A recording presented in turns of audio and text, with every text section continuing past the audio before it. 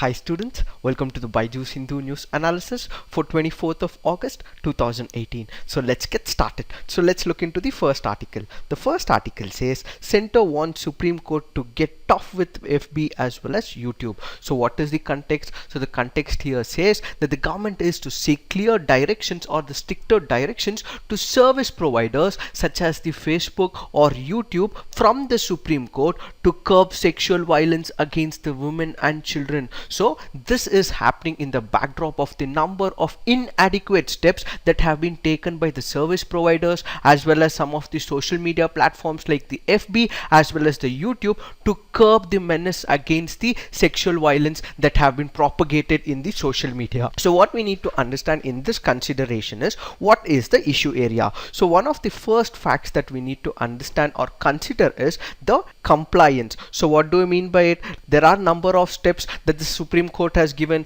There are number of steps that the central government has done. So all these steps and the framework that the central government and the Supreme Court has given to social media platforms as well as to the service providers, they were supposed to enforce it. But what is happening is there is not much of enforcement that is being reported from these social media platforms. So when a government regulation or a rule is given to a service provider, they will have to implement it. But why is that the FB as well as the YouTube and certain other social media platforms not implementing all these rules along with the service provider? So the first point that the central government raises is that the compliance that all these social platforms have to provide, they're not complying by it. So we need stricter directions to enforce this is what the central government has asked the Supreme Court. The next important point that it goes on to say is with respect to the origin. Let's say for example I am communicating on WhatsApp, so I am the initiator of that message. So I've typed a fake message and I've sent it across the WhatsApp. So what the central government has clearly said is,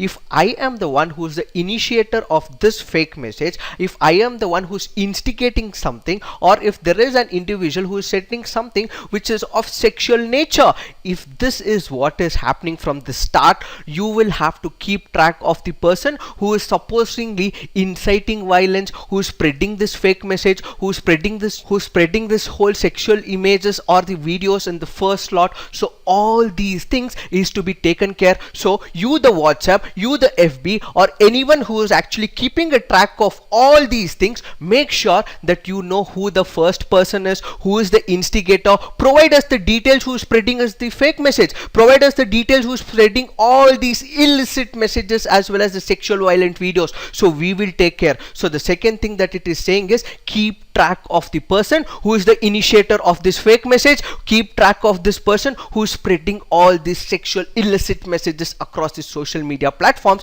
and this can be a threat to a child as well as women. So we want to know who is the person who is creating all this and give us an idea about this person who is providing that. And the third thing that it goes on to say is about the response. Let's say for example there is one of the important things that is, say there is a sexual violence that is happened. So what the government agencies or the investigating agencies want from these platforms is that they want a response with a minimum duration of time. So there is a proposal, and this proposal is given by the investigating authorities to the people. So what the people or the social platforms will have to do is they'll have to reciprocate back to these investigating agencies. Now currently what is happening is there is lot of delay in the execution, and because there is a lot of delay, what is happening is there is not much of 100% compliance, and when there is no compliance, the investigating details or the authorities will not be able to trigger or find out who is the problem, where exactly is the problem. So what the government has said is,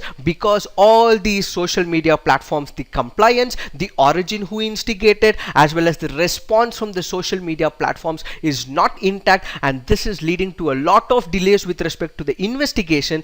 That is why it has asked the Supreme Court that we need some more powers, that we need some more directions, and these needs to have a stricter enforcement of laws, and for which it has come up with certain recommendations. So what is the request that the central government has made? First thing that it has gone on to say is reduce the time taken by the service providers, that is the FB and YouTube, to accede to content removal request to less than 10 hours from about 36 hours that is there presently. So in case that we make an appointment or we say the FB or the YouTube that there is a sexual video that is there and this has to be removed within 10 hours from when we have actually notified the FB or YouTube. So initially now what we have is 36 hours, and this has to be reduced to 10 hours. In case you're not able to reduce this, we will have to take strict action against you. So what is the main point that it is saying? In case there is a video on YouTube or FB and it has got some sexual illicit or the violent acts, and this is not voluntary acts, this is a violent act against a person, so this is breaching the privacy and the right to live with dignity. If that is there, what you need to immediately do is remove this video, and when we have notified you, do it within 10 hours, and the current status is 36 hours. And next it goes on to say is the center wants service providers to engage agencies to spot and remove sexually violent content, especially those related to child pornography and rape. So what it has said is, have an independent agency. This agency has to look for videos, and if there is any video with respect to child pornography or something to do with rape, then immediately remove this particular video. And it further goes on to say the center also wants service provider to be able to identify the origin of the such content. So where exactly is it coming from which server has it been uploaded? So what is the area that it is being uploaded? Give us where the origin of this video is uploaded, and then we would be able to enforce stricter actions on the person who has uploaded it, so that we would be able to stop or curb the menace that is happening with respect to child pornography, women issues, as well as sex violence that is being reported every now and then. So when we look into the background, what the background also says is that there were a number of Supreme Court orders in the past. So even the Supreme Court orders in the past had given certain directions to the central government, the state government, to remove all the sexually violent content that were present in the FB as well as YouTube. And the Ministry of Home Affairs did also come up with one of the initiatives where they said that there are certain contents and certain keywords, and they made a repository or a document or a tool.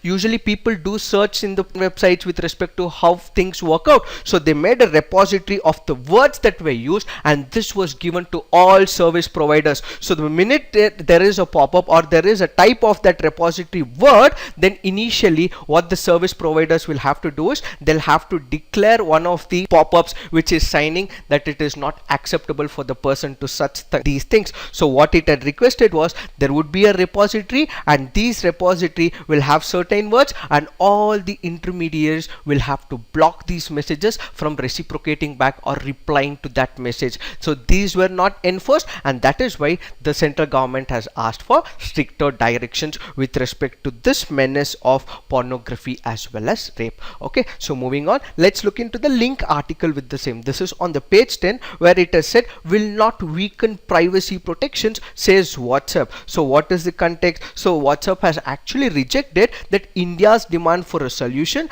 to track the origin of messages on its platform, saying building the traceability would undermine the end-to-end encryption, as well as this would affect the privacy concerns. So we did discuss how exactly the origin was important in order to find who the culprit is, but what WhatsApp is saying is, in case we do come across all this and we do accept whatever the government is saying, what this can lead to is a privacy concern of the users. So what do we mean by it?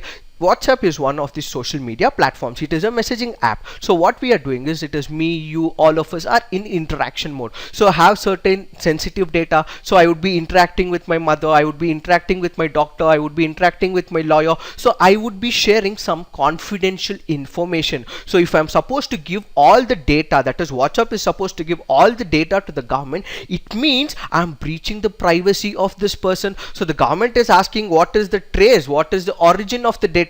If I will have to do, it means it is something sensitive, it is a confidential data, and these confidential data will have to be supported or should not be given to the government. Why? Because it is the breach of the privacy, it is the breach of end-to-end description or the encryption that the WhatsApp is currently taking place. So what WhatsApp has currently gone on to say is, we want you to give the details, we will not be giving it. That is, we would rather educate the people about the misinformation or the fake news or about all these sexual violences that have been reported, but we will not be giving these details because it is a breach of privacy, because it is a breach of end-to-end encryption. People trust us, and because they trust us, and that is why we are given this platform, and when there is trust factor that has come, we will not violate this, is what WhatsApp has replied to the government. So we will be discussing this meanwhile, but as of now, this is all we will have to understand with respect to this article. So moving on, let's look into the next article. So the next article says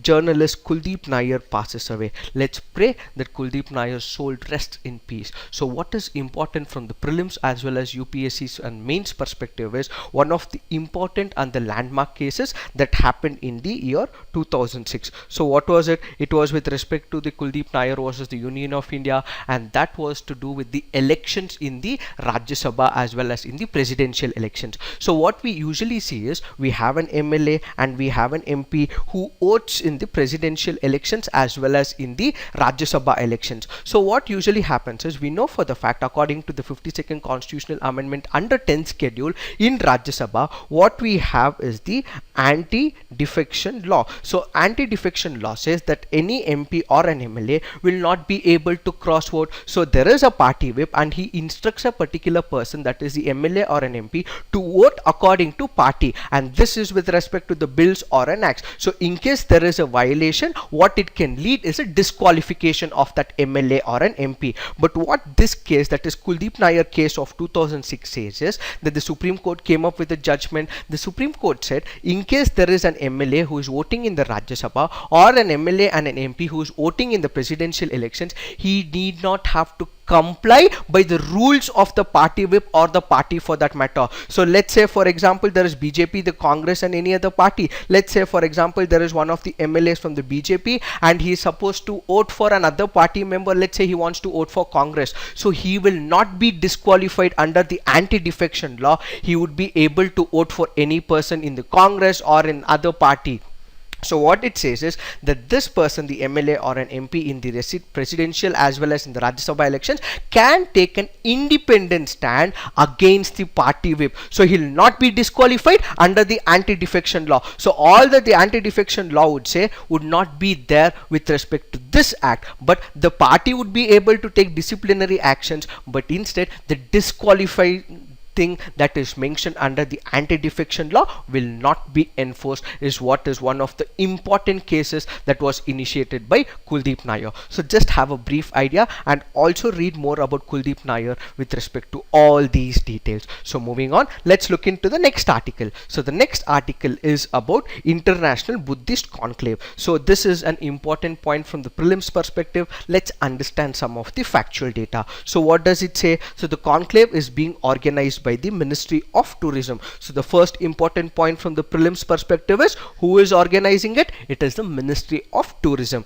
This is in collaboration with the state governments of Maharashtra, Bihar as well as Uttar Pradesh. This can also be a twisted question, so kindly pay heed to it. So the Ministry of Tourism, Government of India, has been organizing the International Buddhist Conclave biennially. That is, every 2 years this is being conducted. So when was the first one? So the first one was organized in New Delhi as well as in Bodh Gaya way back in 2004. So when was the first one? It was in 2004, and this is another important question, can be a part of the prelims question. And then it went on in Nalanda and Bodh Gaya in 2010, Varanasi and Bodh Gaya in 2012, Bodh Gaya and Varanasi in 2014, Sarnath, Varanasi and Bodh Gaya in 2016, and now we have it once again in Bodh Gaya in 2018. So another important point from the prelims perspective is UPSC always loves Buddhism and Jainism, so there can be potential question that can pop up. So kindly remember these important terms. In case it does pop up, you will have to know what the term actually means. So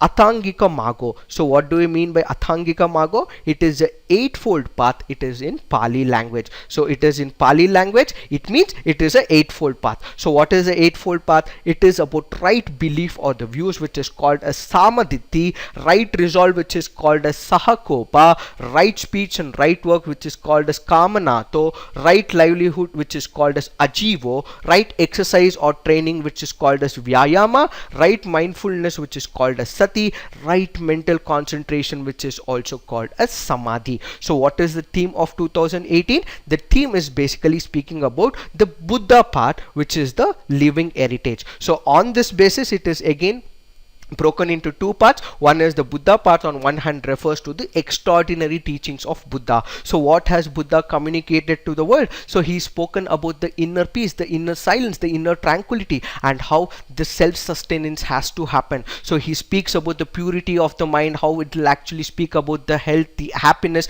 and also the harmony within the self and the society. He further goes on to speak about the practices and good habits, which is also linked to the eightfold path. So when we have all these things, we would be able to take up the Buddha path. So it is the teachings of the Buddha on one side, and on the other side, the Buddha path also refers to the 8 great places of Buddhist heritage, which is referred to in Pali as Attamahatanani. So remember this term once again. So the two important terms that we learned today is, one is Athangika Mago, the other one is Attamahatanani. So these two important terms can be a potential question in the prelims examination. So what do we mean by 8 great places? All these places are the places where Buddha's important life events have taken place, from the time of birth to the enlightenment and to the teaching. So there are different places that he took birth and then enlightenment and went about teaching, right? So all these places where Buddha went about is called as the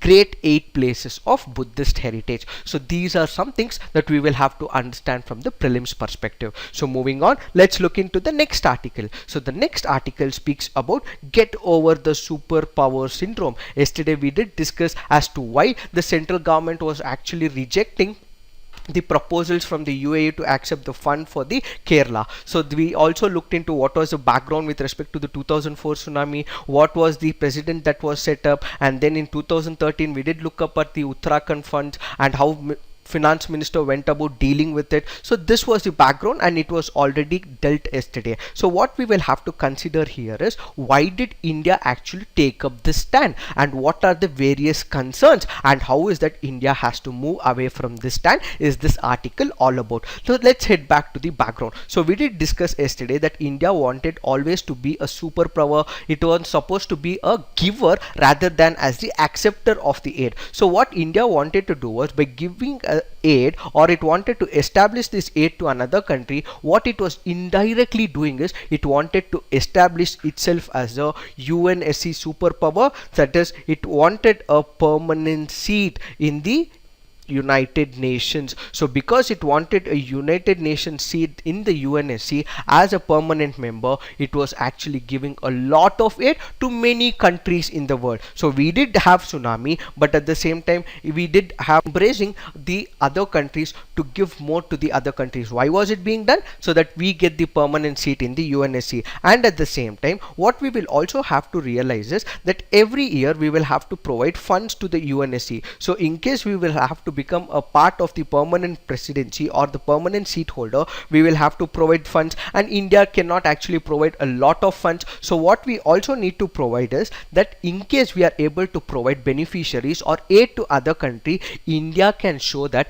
we are providing help to these countries, and then it would be able to manage the same way in terms of the funding. So what was the basic idea was, one was to get the permanent seat, and the other one, instead of spending directly funding to the UNSC, what it indirectly did was, we are spending in all these aid giving scenarios, we are providing all the money to the important countries who have faced the devastation. So this money is already distributed to other parts when they require the most, and so we would not be providing the UNSC funds that is required from the statutory part. So in order to make sure all these things are done, India wanted to make sure and show itself as a superpower, and that is why India kept on rejecting these funds with time. So but what is the concern right now? So we did discuss yesterday once again that there is something called as the National Disaster Management Plan, and it has a separate chapter, and this chapter speaks about the acceptance of foreign assistance. But the problem here is, it says that the government will then have to speak to the external affairs minister, and the home ministry steps in,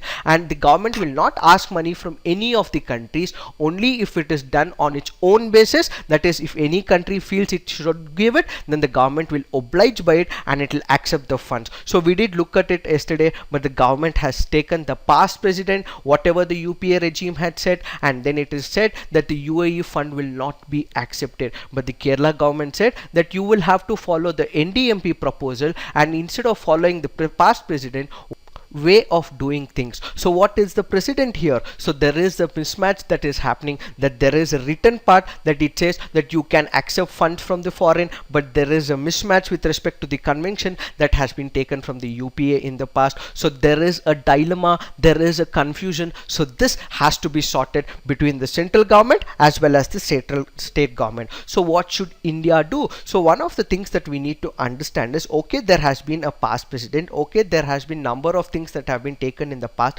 Can we not move away from this? Is certain arguments which we'll have to look into. So what are the important arguments that we will have to understand? First argument that we will have to understand is, let it be any perspective. There has been precedent in the past, but can we not break this? Democracy is all about mending rules. Democracy is about changing rules. Why stick to the age-old convention? That was a different government. So the UPA government had a different approach altogether, but you are a different party, you have a different fold, you have a different set of ideas. So come up with a new set of ideas, remove the past president and come up with a new set of ideas, so that the common good of the humans, the common good of the lives is taken into picture rather than the established precedents. So there is a president, you can move away from it. That was UPA regime. Now you are the NDA regime. So what you can do is you move away from that regime and make sure that you are setting up something new. And when you are setting up something new, what you are indirectly doing is you're saving a number of lives, you're saving a number of humans,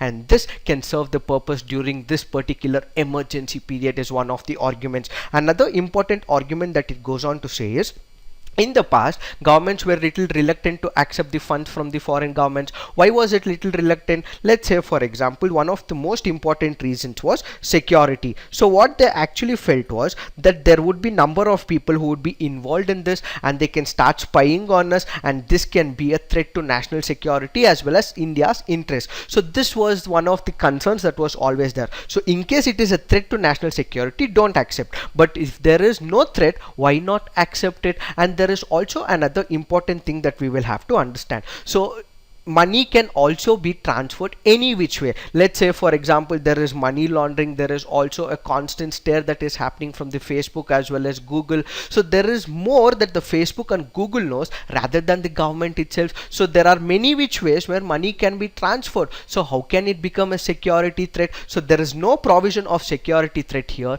Instead, what you need to realize in this case is, it is important from the national's perspective. So move away from all this dilemma of security and accept this UAE offer, so that you would be able to channelize all this money towards Kerala's devastating floods. At the same time, what it further goes on to say is, okay, we are having a self-reliance on the multilateral objects. So there are number of multilaterals, let's say for example the Asia Development Bank or the World Bank. So in case we are actually relying on this, what can result in is the delay. But can the people suffer during this point? Not, right? So in order to make sure that people don't suffer, because there is obviously a lot of delay because of the process that it exhibits, that is why we need to make sure that we are moving away from this, and we will have to take up the aid as well. And apart from this, when you are becoming one of the important countries where you're giving aid to another country, when you do not have the hesitation to give as aid, why is that you have the hesitation to accept it? So you are one of the major countries, you want to channelize your breadth or the weight of India's superpower to other countries. So if you are ready to give it to other countries, why not accept the same? So if you are giving the aid, why not accept the same way is another point of argument that needs to understand. And at the same time, you cannot get your pride when it is important for the nature problem. So when this is pride, it has to be something at the outer level, and when it comes to the life of the people and the humanity, the pride of the nation should not be coming. And one of the most important factors is the diplomatic issue. So what do we mean by it? It's not that UAE has been giving it to all countries. So UAE has approached because there are number of people who are there from Kerala who are working in UAE, and they've contributed a lot to the UAE economy, and that is why UAE has reciprocated back with the goodwill. So when there is goodwill that is being given, why should we not accept it? In case we don't accept it, this can lead to a diplomatic backslash,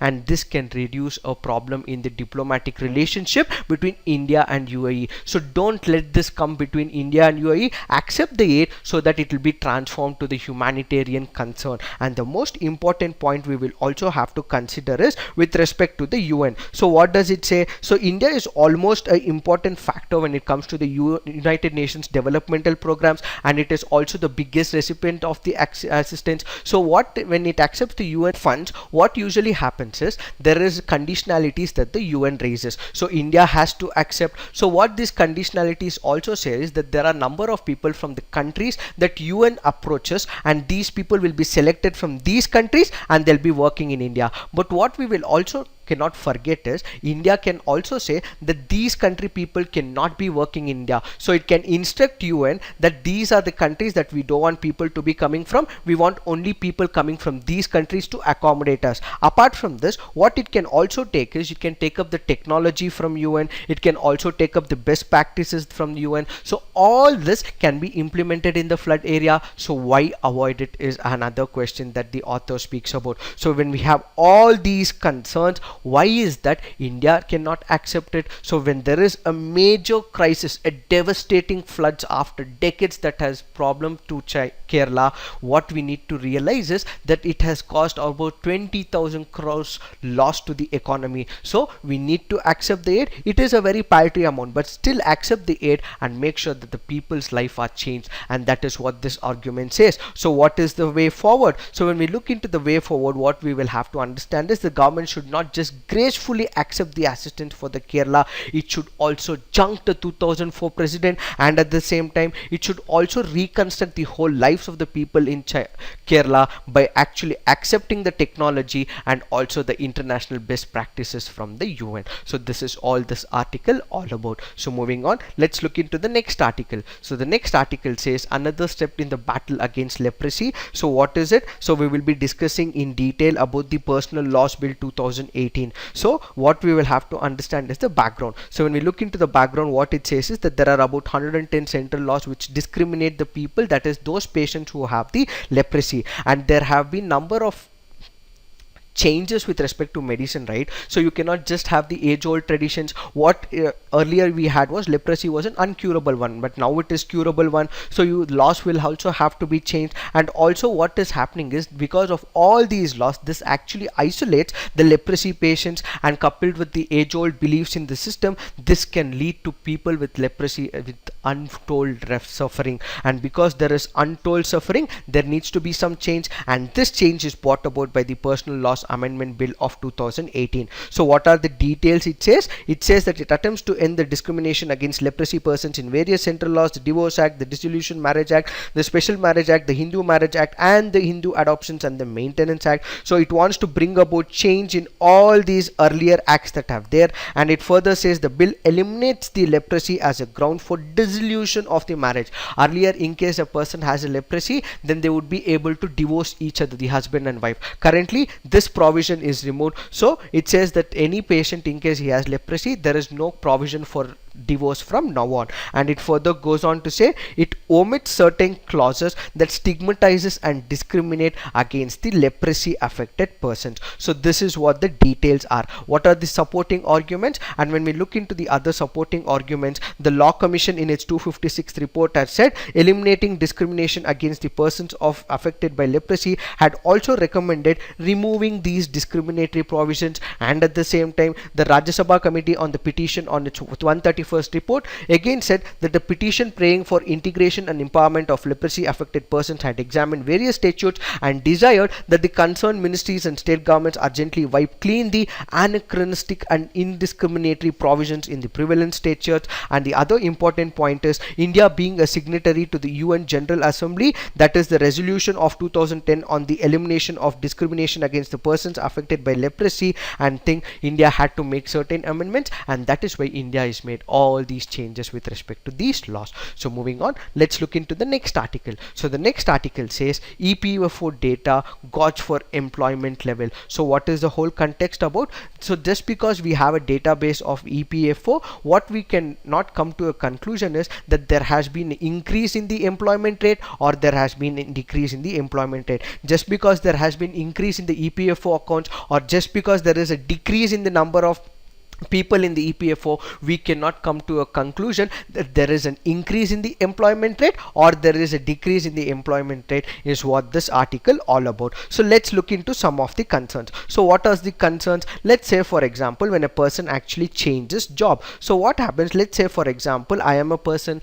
I'm changing, I was working in one of the IT companies or any of the companies. Now I've put down my papers, I already have a EPFO account and it will be there for some time, but now I've put down my papers and I go to my study. Let's say I'm studying for UPSC, I've taken a break, but still what it says is that I'm employed. So this is not right, because my account is already open but now it is idle. So what it means is I'm currently unemployed but I'm again studying. So what this can send a signal is that there is a person who is employed and this is an increase in the employment rate, but it is not. So first thing is that in case I have made a change in a job, it will still stay in the idle state, but this cannot be taken as an employment provision. And the next important point that we need to consider is, let's say for example, there are number of people at the lower level of the pyramid, they have getting less salary. So there are people who are getting very less salary, so these people do not want to come up under the EPFO bracket. Why? Already they are getting less salary, so in case they are getting less salary, there will be again deduction of an amount from his salary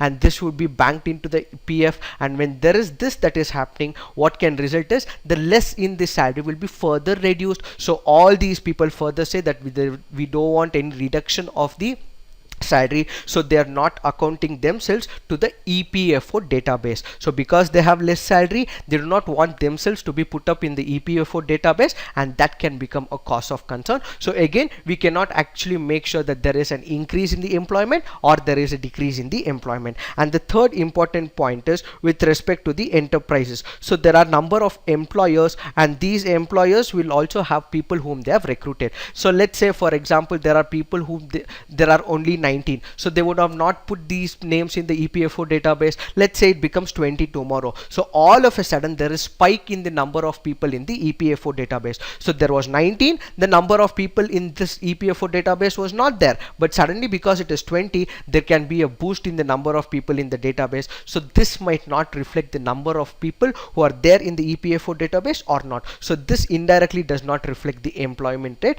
is what this article all about. So we will also have to understand is what exactly or why exactly there is a sudden shoot in the employment rate. That is because the new GST, that is the goods and services regime, created a certain incentives for small enterprises to register themselves on the GST network, and so they may have registered under EPFO as well as he had it. Thus these are not new jobs being created, it is simply that they are newly registered under the EPFO. So this is all we will have to understand from this article. So moving on, let's look into the next article. So the next article is the Aeolus spacecraft. So what is it? It is the part of the Copernicus project. It is a joint initiative of the European Union as well as the European Space Agency. So kindly remember this fact from the prelims focus. The satellite is being controlled from the ESA's European Space Operations Center in Germany. The satellite is equipped with the single instrument, a Doppler wind lidar and advanced laser system design. So this will fire an ultraviolet laser through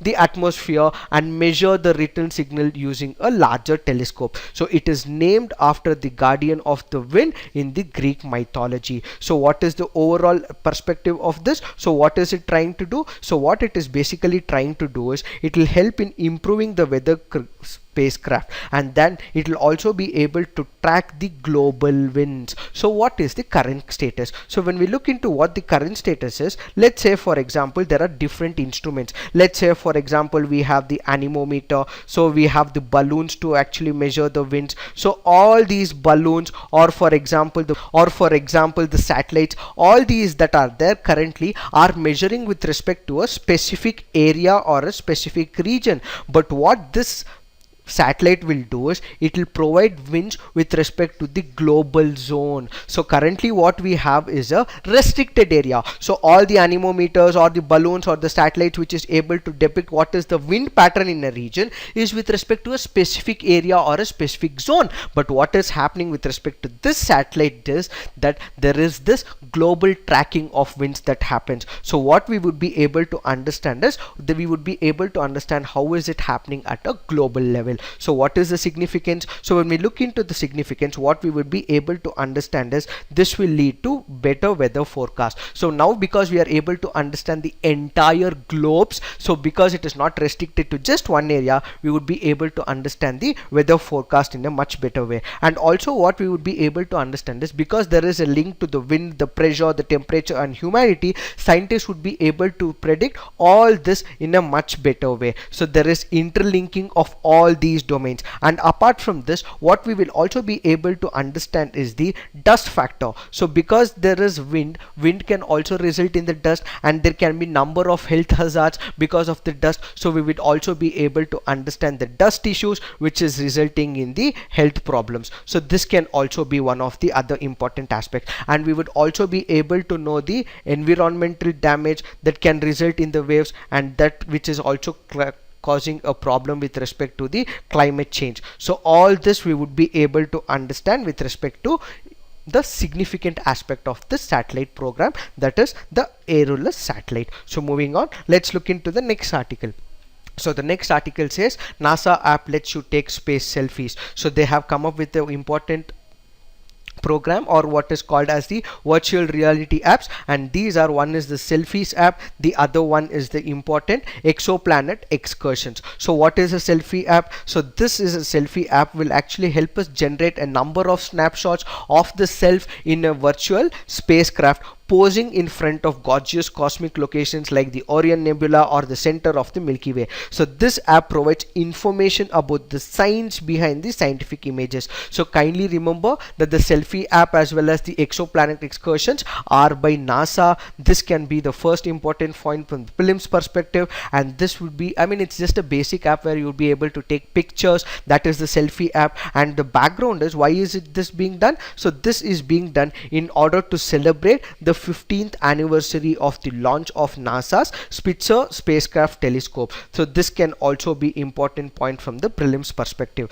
And what is the Exoplanet Excursions? So what this will do is, we have the virtual reality. So this will help us understand how exactly this whole TRAPPIST is. So TRAPPIST is one of the exoplanets. So this will take us through a virtual tour of this exoplanet called as the TRAPPIST. So that is one of the important things with respect to the Exoplanet Excursions. So it will take a tour in that virtual reality with respect to understanding how this exoplanet TRAPPIST works. And what we will also be able to understand is, this will be able to understand that the likely compositions of the number of things with respect to the external planet. And moving ahead, what we will be discussing is one of the important points, and that is to do with the prelims focus. And one of the important factual data we remember is the National Statistical Commission. So it is an autonomous body. So the first point that we need to remember from the prelims perspective is, it is an autonomous body. It is not a statutory, the constitutional or anything. It is an autonomous body. It was established with the recommendations of the Rangarajan Commission.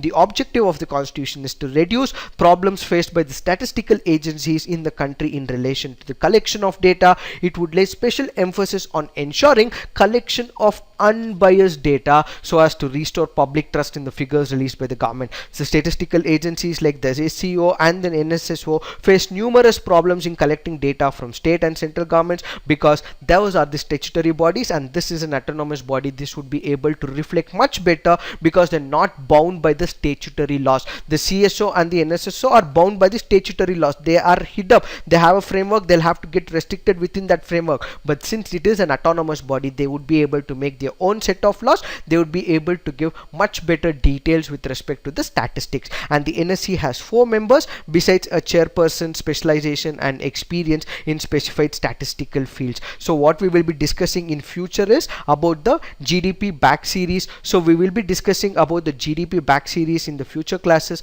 but as of now let's look at only the prelims facts. So moving ahead, let's look into the awareness. It says, after UAE, Pakistan offers help to flood Kerala, and it says India to grow at 7.5% in 2018-19. Odisha aims to be hub of East with port-led manufacturing. Flood damage may slash India's coffee output by 20%. Birds that blush, scientists record parrot remains on page 18. So kindly go through these articles. This can become an important fodder from your mains UPSC writing. So kindly visit the BYJU'S CNA, look into the practice questions, both prelims as well as mains. Write all your answers in the comment section so that we can evaluate and give you the relevant feedback for the same. So this is it for today. Thank you so much. All the best.